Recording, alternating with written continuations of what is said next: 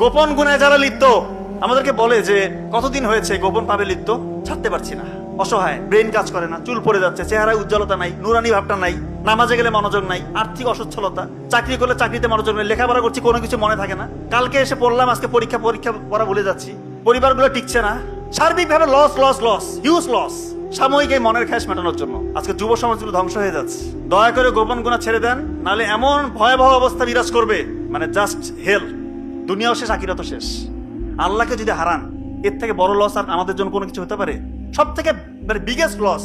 আল্লাহর সাথে আমার সম্পর্ক নাই, তাহলে কার সাথে আমার সম্পর্ক?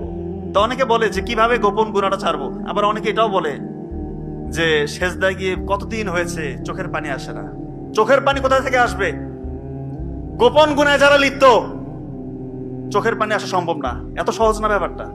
আপনার মন যা চাচ্ছে তাই করছেন, আল্লাহকে তোয়াক্কা করছেন না, আল্লাহকে বুড়ো আঙ্গুল দিয়ে আপনি প্রতিনিয়ত শয়তানের দাসত্ব করছেন, আবার বলছেন যে চোখে কেন পানি আসে না। আপনি তো একটা সুযোগ হাতছাড়া করেন না গোপন গুনাহ করার, আপনার স্কোপের প্রতিটা গুনাহ আপনি করছেন, আবার বলেন যে আমার চোখে কেন পানি আসে না। কার সাথে ফাঁকি ঝুঁকি? আল্লাহকে ফাঁকি দেওয়ার কোনো স্কোপ আছে? পাথরের মধ্যে যদি সরিষা দানা পরিমাণ কোনো কিছু লুকিয়ে থাকে, সেটাও আল্লাহ তাআলা উন্মোচন করবেন পরকালে, কিয়ামতের ময়দানে, হাসরের ময়দানে। তো তার সাথে ফাঁকি ঝুঁকি চলে না। মনটাকে আগে পবিত্র করেন, সৎ করেন, গোপন গুনাহ ছেড়ে দেন। যত সুযোগ আসুক গোপন গুনাহ করবেন, নামাজে মনোযোগ আসবে না, নামাজ থেকে যে বেনিফিট ইহকালেও পাবেন না, পরকালেও পাবেন না। আপনি চিন্তা করেন, আপনি কতটুকু চিন্তা করেছেন আল্লাহ নিয়ে, রসুল নিয়ে, পবিত্র কোরআন নিয়ে, কতটুকু আমরা চিন্তা করি? যদি সত্যি আমাদের আল্লাহর ভীতিটা থাকতো, তাহলে কি আমরা গোপন গুনাহ করতাম? আজকে যুব সমাজগুলো ধ্বংস হয়ে যাচ্ছে। দয়া করে গোপন গুনাহ ছেড়ে দেন, নাহলে এমন ভয়াবহ অবস্থা বিরাজ করবে, মানে জাস্ট হেল, দুনিয়াও শেষ আখিরাতও শেষ। আল্লাহকে যদি হারান, এর থেকে বড় লস আর আমাদের জন্য কোনো কিছু হতে পারে? সব থেকে বিগেস্ট লস। আল্লাহর সাথে আমার সম্পর্ক নাই, তাহলে কার সাথে আমার সম্পর্ক?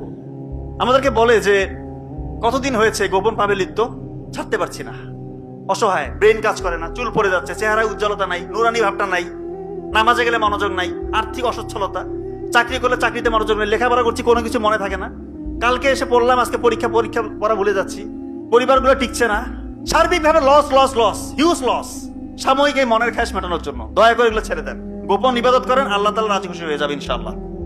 কথা কি বুঝতে পারছেন আমার? গোপন ইবাদতের খুবই প্রয়োজন আছে। আল্লাহকে যদি চান, গোপন ইবাদত করতে হবে। তো অনেকে বলে যে কিভাবে গোপন গুনাহটা ছাড়বো? চোখের হেফাজত করতে হবে। 1 নাম্বার, চোখ দিয়ে খারাপ কিছু দেখা যাবে না, অন্তর দিয়ে খারাপ কোনো কিছু কল্পনা করা যাবে না।